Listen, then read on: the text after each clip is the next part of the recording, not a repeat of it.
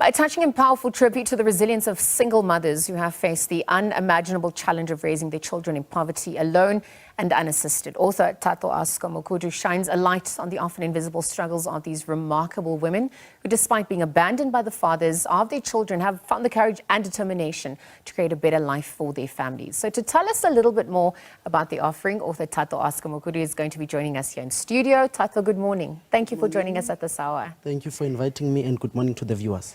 Perhaps from the onset, wanting to tell the story, providing that lens as well, given the invisible struggles that you speak of. Talk to us about that journey for yourself. Okay, you know, we are living in a society where about 90% of our young people grow up without fathers. In fact, we have got a lot of women who are single mothers, and we need to, by all means possible, engage in these topics, because this is a topic that is out there. It is a topic that we need to talk about, not only in terms of them being children who grow up without fathers, but mainly to change the society and the generation that we are currently at, so that we grow up knowing that it is not a good thing to raise a child without a father. As a father, it is critical and important to know that you need to step up, you need to be there, despite any challenges that you might be facing, irrespective of whether you are employed or not. Money does not buy love, but the fact that you are there for your child means a lot. And as a result, this is a challenge that we are facing, not only in South Africa for that matter, across the world. And as a result, I felt it was critical for me to write this book, mainly to address these challenges, because the topics that I choose are normally based on the societal challenges that we are facing and how we can actually address them. And to also add on that, you will know that we have got a number of stepfathers who are out there raising children who are not theirs, and it is critical that we appreciate them and we raise awareness and speak to those children that are being raised by stepfathers to say, look, despite any challenges that you are facing, this man is there for you. Respect them, love them, and accept that they are there as a father figure for you. And including uncles, including, Yes. you know, anyone that obviously steps in to play that fatherly role. In your own life, your own personal journey, is this something that you speak of with experience? Yeah, definitely. I'm speaking of it as an experience, because I grew up without my biological father. I was raised by my stepfather myself. So as a result, I relate better to the book. So when I was writing the book, it was not just a matter of me going out to the society, but mainly because, remember, I myself was raised by a stepfather. My father was there living his own life, but a man came through to me, raised me to be the man that I am today. And I'm saying to young people out there, it is possible. There's no need for you to be pointing fingers at another person and saying, I'm not going to be able to do it because my biological father is not there. You are able to do it, and you'll be able to do it. You can achieve a lot despite any other challenges that are there. An example is myself. I wonder, I mean, your eyes sparkle when you speak of your stepfather. It's really beautiful to see. And if you're going to use this book as a conversation starter about the social ills that you speak of, you also mentioned, you know, how we can address it as well. Talk to us about what you unearthed or explore in the book in relation to that. Okay, in the book, what I'm exploring there, I'll just give you a synopsis or yeah. Without spoiling too much. Yeah. Yes. So in the book, we are talking about a young girl called Lufuno. This girl's mother, Thandi, was pregnant, and unfortunately the father left during pregnancy, because that's what happens in most of the times and cases. So Lufuno grew up, and remember, Thandi was living in poverty. She was unemployed, unable to provide for Lufuno. And as a result, she was forced to come up with ways to feed Lufuno. And as you go into the book, you read about this young girl growing up, going into high school, being bullied by others, being reminded constantly that, look, you don't have a father. You are being raised by a stepfather. And these are challenges that we find on a daily basis. These are challenges that we see on a daily basis. And additionally to that, you'll then read more about how she covered this and became a better person. She passed in school, excelled. Despite any other challenges, she was able to overcome challenges that we see, drug abuse, alcohol abuse. Because some people think that because of whatever challenges that we are facing, the solution is drug abuse or alcohol abuse. And that is not the solution. This young girl was able to go to school, pass, excel, go to university, and become a doctor. Also got married and had children of her own.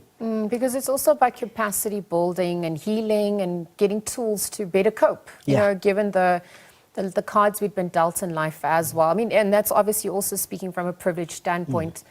I wonder if we look at your previous work, Life Full of Pain and Fear. Yeah. And then how You're Rejected by My Father builds up on that, or, you know, there's interrelated themes. How would you say that succession plan has happened for you in terms of what works?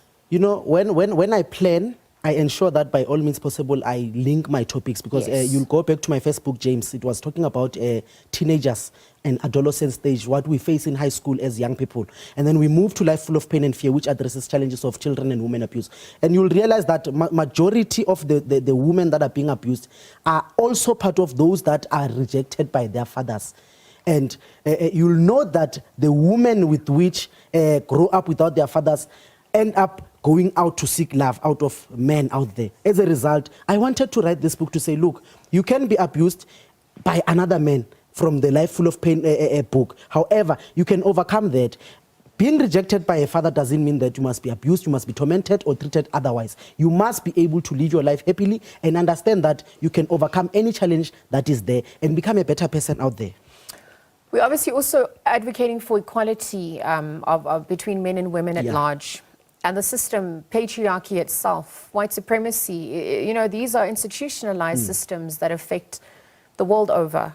How do you think those themes were also mitigated against in your work, just given the history of South Africa, how it was founded, the historical battles we've had to face leading up to this point? Not that it's an excuse, but perhaps how we use that as a lens to then build upon and heal.